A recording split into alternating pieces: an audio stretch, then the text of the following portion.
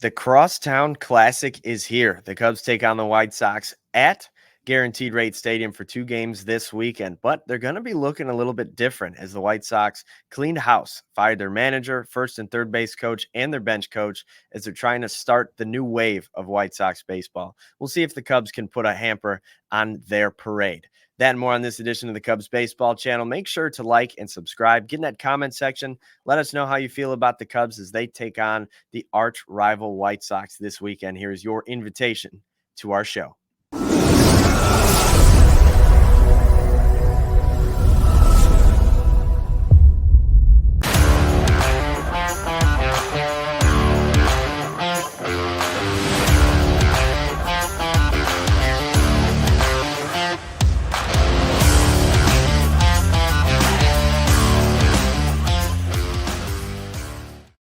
What's up, everybody? Welcome to the Cubs Baseball Channel. My name's Anthony Pasquale. He's Mick Gillespie. You can find him on Twitter at Broadcaster Mick, and you can find me at Ant_Pasquale3. You can also find the Cubs Baseball Channel on Twitter, on Instagram, and on TikTok. So make sure to follow us on there. But Mick, what's going on, my friend? Yeah, it's been a while. I feel like we haven't hung out in a minute. And, all of a sudden the Cubs are kind of, I don't want to say they're back in it. I mean, the percentages say that they're not going to make the playoffs, but adding Paredes to third base just defensively makes the team kind of what we expected them to be at the beginning of the year. Mm-hmm. He hits a little bit. He's more of a threat. I like him I think he's a much better player than Christopher Morel all the way around. And he kind of exemplifies what I've always thought about baseball. It's not just hitting home runs. It's putting the ball in play when you're supposed to. It's being in position when you're supposed to be, where you're supposed to be, making the plays that you're supposed to make. And I think he's also a guy that makes all the players around him better. So he's been a difference maker. Obviously Cody Bellinger's health this year, in and out constantly, feels like he's been hurt a lot. The whole team's been hurt a lot, but right. With all of that said, and as bad as some of these losses have been, they're still not out of it yet. They're still alive. I'm telling you, there's still a chance here.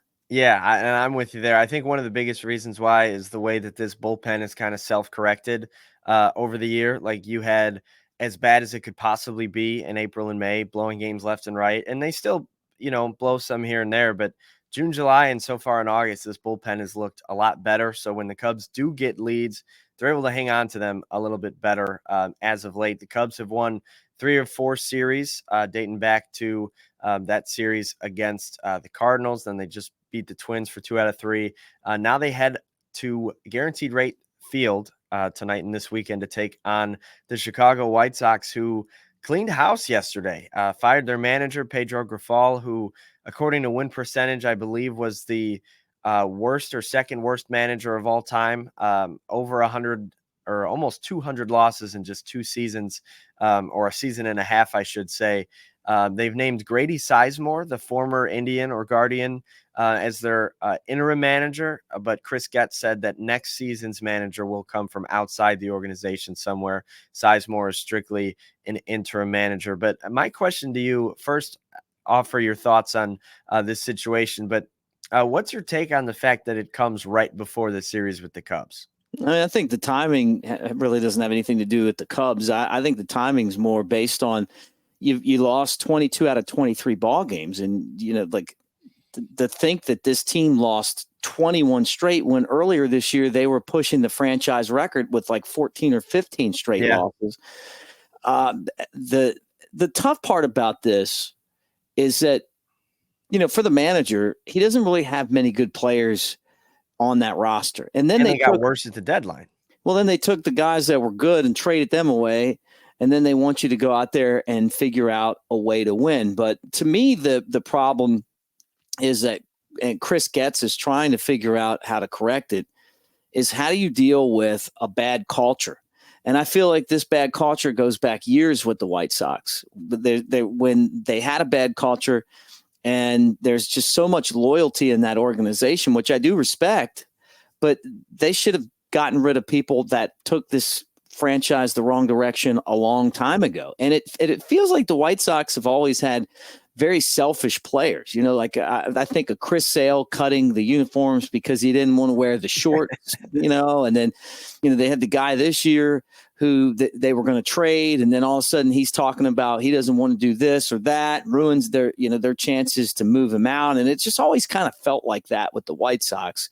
And you watch them and they're so bad, but then when they play the Cubs, they're great. And I saw that in the comments section. Yeah. As bad as the White Sox are, when the Cubs show up, they just play their best baseball. But it really is a shame when I look over at New York and I see what the Mets and the Yankees are doing. And then I see what kind of the Cubs and the White Sox are doing as a tandem, in last place teams, so it would be nice to go out there and just pin them down and beat them up. But, that's probably not going to happen. Yeah, I actually saw a tweet today, and I was just looking on my phone to try to find it, but I couldn't find it. It was since 2020, a ranking of the 10 cities in America that have more than four or more major sports teams. So obviously your Chicago's, your LA's, your New York's, Philly, Boston, like those types of cities.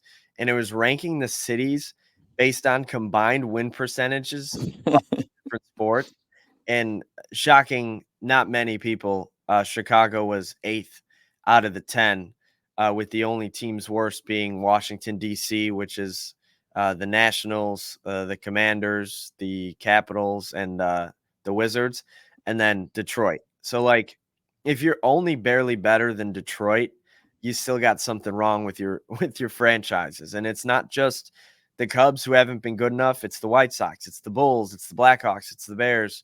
And you look over at these cities like New York, who are constantly diving in, or Boston, who wins a championship in a different sport every other year. It seems like you wish that, I don't hate the White Sox as much as a lot of Cubs fans do. Just for the city's purposes, I wish that both teams were good. And, right now, neither of them are. And that sucks for the city. Yeah. I wonder sometimes with some of the moves that are made between these franchises, how much of it's based on going out and getting the best player and how much is based on politics, and if you're worried about politics and you're not worried about winning, it's always going to come back to you. And there's a lot of different ways to read into that. And you can read into it how you want to, but the bottom line is this, is that when you look at the Yankees, they don't care about politics. The only thing that they're ever striving for is to kick your ass. And I think that that's the way that you have to be as a franchise. Yeah. I mean, I'm just going to jump off of that for one thing. Aroldis Chapman didn't have the best track record as a human being in 2016, and he was the missing piece that without you probably don't win a World Series. But in that situation, that move was tunnel vision on winning a title, and that's what happened. So again, make of that what you will, but you're right. The Yankees make those types of decisions time and time again. But let's get into some Cubs roster moves. We talked a little bit about these over the last couple of days, but we got some time here. The Cubs signed former Brewer and Met Adrian Houser. I mentioned this yesterday and said he is kind of a product of Craig Counsell. He's played for him over the last couple of years quite a bit, and then spent a little bit of time with the Mets before, I believe, getting DFA'd, and the Cubs took a flyer on him. He's in AAA right now. I think he pitched 2 2/3 the other day. I'm trying to pull up his stats here, but just initially, what are your thoughts on this move? Well, I see that the Cubs have gone a totally different direction in a few areas when it comes to developing pitching and then going out and finding pitching. And I think they've made very, very good adjustments. First off, I've talked about this before, and I can't complain about it anymore because there was a correction made, and it is minor league pitchers would start and they would only throw like 4 innings. And then all of a sudden they were blowing out all their bullpen guys for years. Well, they've stopped that. Now, all of a sudden, if you're a starter and you're doing good, you stay in, you can pitch 6 innings. That adjustment, I think, I don't know if it came from Craig Counsell. I don't know where it came from. But I think that's a really big adjustment for them as far as developing goes. Some guys are going to get hurt pitching a little more, but you know what? The bottom line is this: is if you can't stay healthy you in the minor leagues, you're not going to stay healthy in the big leagues, right? The second thing is that the Cubs never had like free agents. They would, if they drafted, you'd stick around, but they just didn't have, maybe never, but not rarely, that they have minor league free agents. They've gone out and they have found a lot of minor league free agents. And it's actually a great idea because there's a lot of really good players that are available right now, and they went out and found them, and they found some pitching. They're trying to figure out how to just develop, maybe just find a guy or two off the scrap heap to help the bullpen, maybe Houser's one of those guys, but they've done this where they've gone out and gotten in double and triple A, a lot of guys who have maybe just a little bit of big league experience, do some things well. It didn't work out, and they're trying to get those guys to where maybe they find something. Maybe they find a diamond in the rough.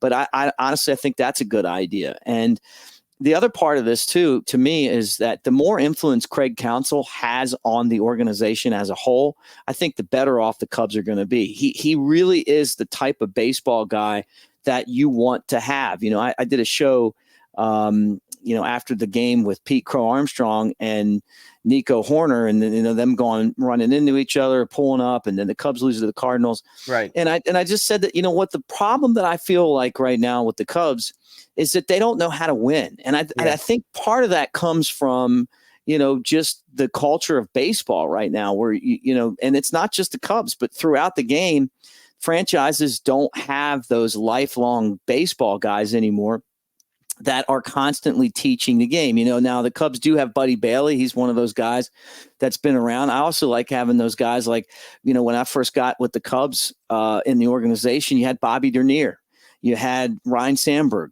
you had Jody Davis, so you had these guys that represented the Cubs that understood the game. And then all of a sudden now all those guys are gone, and you don't see those, not just the Cubs guys, but just players in general that had a success in the big leagues or even failed in the big leagues and could pass that along. And it's not just a Cubs issue, it's throughout the game. And I think part of it to me is that analytics people don't want to hear from the old timer, hey, here's how we're doing it. But to be honest with you, well, you're doing it wrong because you're doing it like this, or be questioned. You should always want, as a leader, to be questioned. You should always want to put really smart people around you that have a difference of opinion. Doesn't mean you always have to listen to them, but you want to have those opinions if you're going to do your best to try to figure out what an answer is or to get to a solution. So I feel like one of the problems with the game in general is just that right there. And what I'm hoping for, I look at Craig Counsell, is as a manager, but as one of those guys, hey, played in the big leagues, he really is intuitive. Like, he looks through the organization, tries to figure out, okay, how can, by me knowing scouting, by me knowing developing, what can I do to influence things, moving guys up from the player development standpoint up to the big leagues. And so for the Cubs to be successful, they're going to have to take advantage of this stockpile of talent that they have at the upper levels. And now they've basically pushed them all in the AAA and then turn that into success at the big league level. But yeah, Houser could be one of those guys that pops up. Remember, Merriweather was a guy they got. They didn't draft him. They didn't trade for him. They got him. Leiter was a guy they just picked up. They've done a nice job of finding guys who have had success or have good stuff and turning them into good pitchers, and hopefully maybe this could be another one. Yeah, Hauser's best season was 2021. He went 10-6 with a 3.22 ERA for Milwaukee. Had some struggles since then. This season, he had a 5.84 in 23 games pitched. You mentioned Hoyer taking some flyers on some guys in the minor leagues and seeing if they pan out. Got to give some credit for Jorge Lopez and Christian Bethancourt. They've both been really good in the time that they've played up in the big leagues this year. And you mentioned Counsell. I think that more than anything is the biggest step up from David Ross. And sure, Ross was a baseball guy, obviously, and he was a leader in the clubhouse on every team he played in, but he didn't go through the organization managerially and just kind of see the different facets of the way a front office operates in the scouting departments. And that's something that Counsell emphasized as soon as he got here was, I want to be involved. And it seems like he is, and it hopefully will pay off for the Cubs. This, unfortunately, was bad news. I know you mentioned this the other day as well, but Adbert Alzolay will be undergoing Tommy John surgery, obviously out for the rest of this season. Because it's happening here in August, he could miss all of 2025 as well. Yeah, and I felt like they used him too much last year. Too many back-to-back outings. And it just felt like with these closers, not all these guys have the ability to go out there and throw as hard as they can every time and spin the ball as hard as they can every time. And a lot of pitchers have this issue, but it's a shame. He's a great guy. You talk about someone that was mentally preparing for the big leagues from the time that they signed with the organization. That's Alzolay. I always thought he'd be a starter, but that didn't work out. They moved into the bullpen, and it turned out that he was for a year anyway, one of the best closers. Maybe not for the whole year because you could tell he started to get hurt at the end of the season. Mm-hmm. But there was a stretch where he was as good or better than anyone in the game, and I hope that eventually is what he is when he returns. Absolutely, and we can only hope for that. We talked about Caleb Killian being activated off the injured list and sent to AAA. Now Keegan Thompson activated off the injured list and sent to AAA. So I'm sure, rosters expand soon. There could be injuries that flare up in the bullpen whenever. Thompson is a name, as well as Wesneski, who's working back from his injury. Daniel Palencia is down there as well. Some names to keep an eye on as the Cubs continue to try to build a pretty good bullpen. Yeah, but I love the fact that there's a lot of competition here now. You go out there and you make the trade, and you bring in our old friend from Seattle and throw him out in the bullpen. Yeah, he's been excellent. He's been excellent.